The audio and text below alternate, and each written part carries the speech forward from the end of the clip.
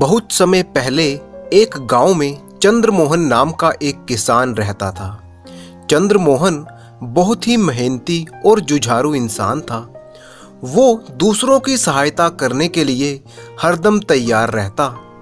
लोग कहते थे कि उस पर माँ भगवती की बहुत ही कृपा है। जिस काम का वो जिम्मा लेता है उसे पूरा करके ही दम लेता है।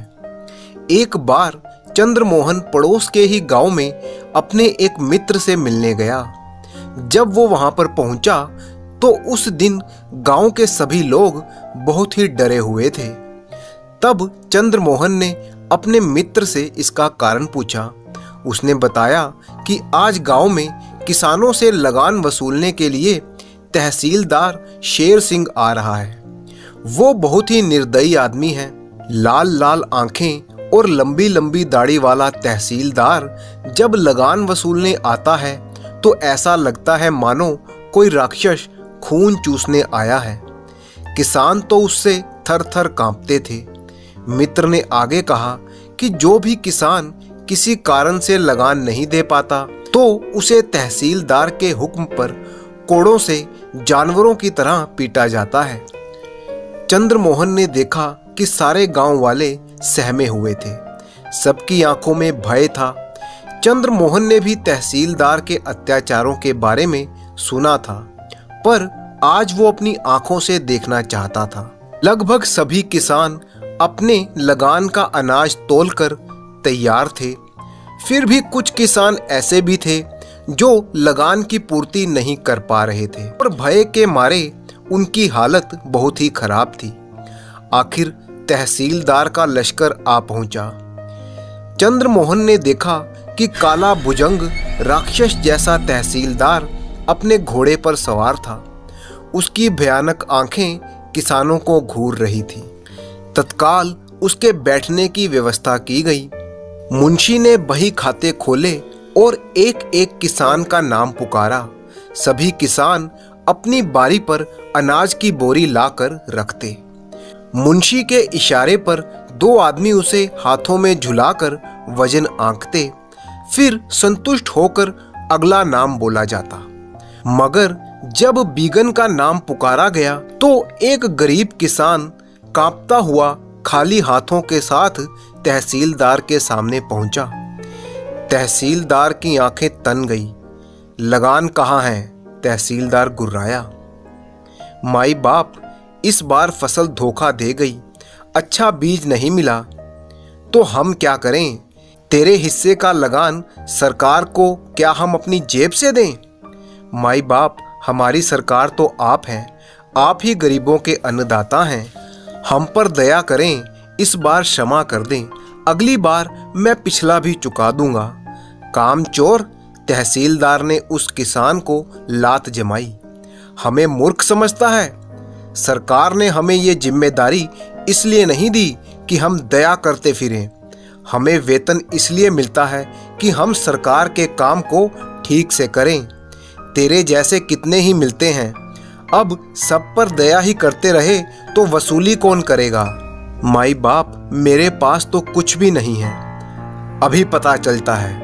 तहसीलदार ने अपने आदमियों को इशारा किया। इस कंगले की खाल उधेड़ डालो ताकि बाकी लोगों को भी सबक मिले। उसके आदमियों ने बड़ी ही निर्ममता से किसान पर कोड़े बरसाने शुरू किए। बेचारे किसान की चीखों से लोगों का कलेजा थर्रा उठा।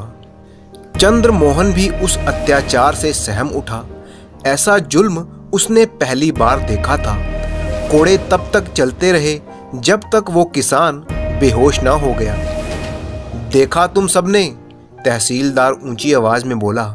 मेरा नाम शेर सिंह है। हम अपने काम में कोताही नहीं चाहते। आगे से ध्यान रहे, जिसने भी लगान का एक दाना भी कम दिया उसका यही हाल होगा। चाहे कुछ भी करो, हमें लगान चाहिए। चंद्रमोहन ने उसी समय प्रण लिया कि कभी भी अवसर मिला तो उस क्रूर तहसीलदार को सबक जरूर सिखाएगा। वो वहां से अपने गांव लौट गया। कई दिन तक उसके दिल और दिमाग पर उस किसान की चीखें गूंजती रही। उसके गांव में भी उसी तहसीलदार के जुल्म पर चर्चा हो रही थी और चिंता का विषय तो यह था कि इस बार ज्यादातर किसानों की फसल अच्छी नहीं हुई थी।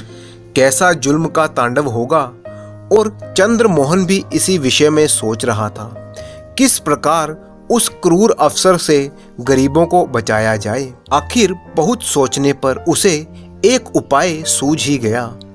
वह उसी दिन मैले कुचैले कपड़े पहनकर सिंहवाड़ा पहुंच गया, जहां पर वो तहसीलदार रहता था। वहां तहसीलदार का बंगला पूछकर उसके फाटक पर पहुंचा। दरबान ने रास्ता रोका। क्या बात है? दरबान गुर्राया। साहब, मैं बहुत गरीब आदमी हूँ।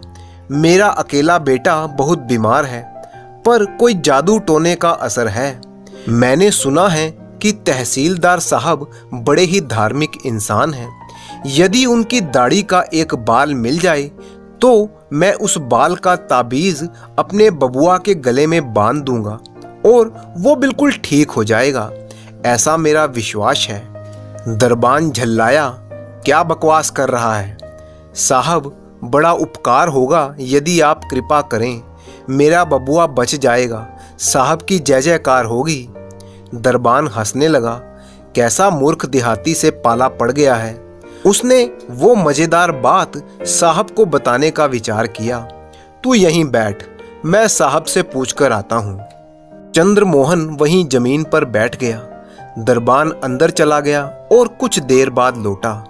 तहसीलदार भी उसके साथ उसके पीछे पीछे मुस्कुराता हुआ आ रहा था। चंद्रमोहन उसे देखते ही प्रणाम करने लगा। तहसीलदार ने कहा, उठो उठो, बताओ क्या बात है। चंद्रमोहन ने अपनी पूरी समस्या बताई। अरे भाई, तुम्हारे बबुआ को वैद्य को दिखाओ। अन्नदाता, ओझा जी ने कहा है कि बड़े अफसर की दाढ़ी का बाल मिल जाए तो बबुआ ठीक हो जाएगा, और उसके पैर पकड़ लिए। दया करें हजूर, मेरा इकलौता बेटा बच जाएगा। आखिर तहसीलदार पिघल ही गया। दाढ़ी का एक बाल देकर उस मूर्ख देहाती को टालना उसे उचित लगा। उसने हाथों से अपनी दाढ़ी में से एक बाल तोड़ा और चंद्रमोहन को दे दिया।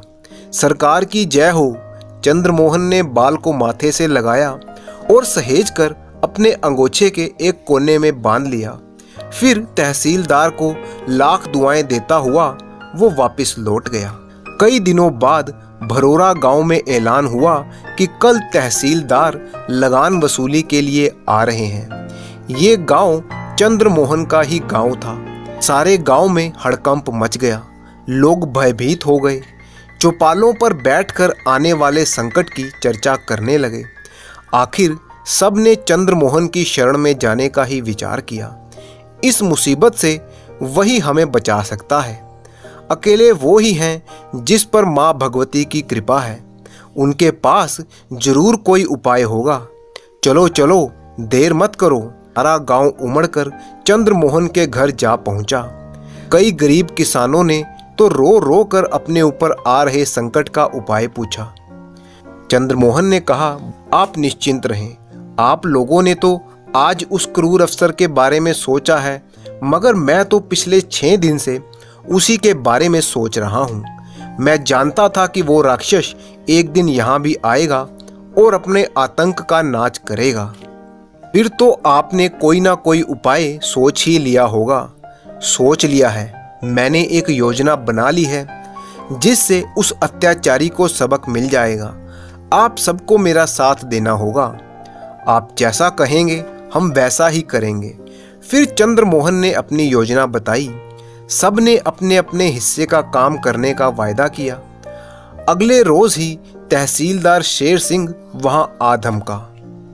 तहसीलदार साहब की जय हो, माई बाप की जय हो, नारे गूंज उठे। सारा गांव दंडवत होकर तहसीलदार के सामने लेट गया। वो बड़ा ही चकित हुआ। ऐसा भव्य स्वागत तो आज तक उसका कभी ना हुआ था। उस गांव के लोग उसे देवता मान रहे थे। क्या कारण था? कहीं लगान ना देने का नाटक तो नहीं था ये? ऐसा था तो कोड़ों से सबकी खाल खिंचवा दूंगा। तभी वह चौंका। एक जाना पहचाना चेहरा उसे नजर आया। अरे, यह तो वही गरीब किसान था जो अपने बबुआ के लिए उसकी दाढ़ी का एक बाल लेकर आया था। अन्नदाता माई बाप, आप साक्षात भगवान हैं। चंद्रमोहन ने कहा, आपकी दया से मेरा बबुआ अच्छा हो गया। आपने मुझ गरीब के घर का दीपक बुझने से बचा लिया। तहसीलदार चकित था कि मात्र दाढ़ी के एक बाल से कोई बच सकता है, पर प्रत्यक्ष को प्रमाण की क्या आवश्यकता थी। वह किसान खुद तो ये कह रहा था। अनायास ही तहसीलदार साहब का हाथ अपनी दाढ़ी पर चल गया। वह गर्व से भर गया। अब उसे अपनी जय जयकार का कारण भी समझ में आया। तहसीलदार ने मन में सोचा, देहाती लोग ऐसे ही होते हैं, चमत्कारों पर जल्दी ही विश्वास कर लेते हैं। यहाँ भी वही हाल है। गांव वालों, चंद्रमोहन ने ऊंची आवाज में कहा, यही है वो साक्षात ईश्वर जिनकी कृपा से मेरा बबुआ अच्छा हो गया। इनकी चमत्कारी, पवित्र और दयालु दाढ़ी सर्वहितकारी और सर्वदोष निवारणी है।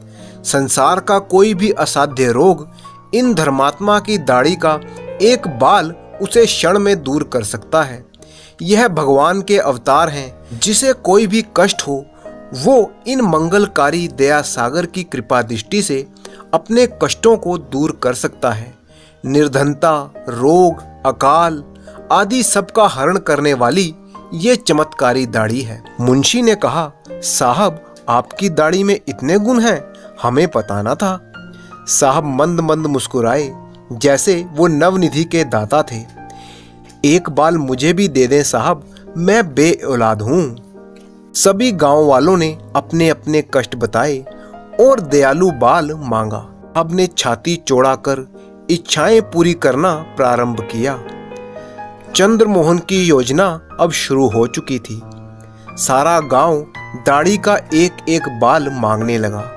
भीषण कोलाहल होने लगा। आपाधापी, धक्का मुक्की का माहौल बन गया। भीड़ अधिक थी, कहीं बाल खत्म ना हो जाए। और मैं रह गया, यही सोचकर लोग टूट पड़े। साहब का सुरक्षा दल दाढ़ी नोचने में सबसे आगे था। जरा सी देर में ही साहब का चेहरा ही लहूलुहान हो गया। वो जैसे तैसे करके वहां से जान बचाकर भागे। कुछ दिनों बाद पता चला कि उन्होंने नौकरी से ही त्याग पत्र दे दिया था, क्योंकि वो जिस गांव में भी जाते लोग उनकी दाढ़ी नोचने लगते। और इस तरह से चंद्रमोहन ने अपनी बुद्धिमानी से उस क्रूर अफसर को अच्छा सबक सिखा दिया और पूरे गांव को बचा लिया।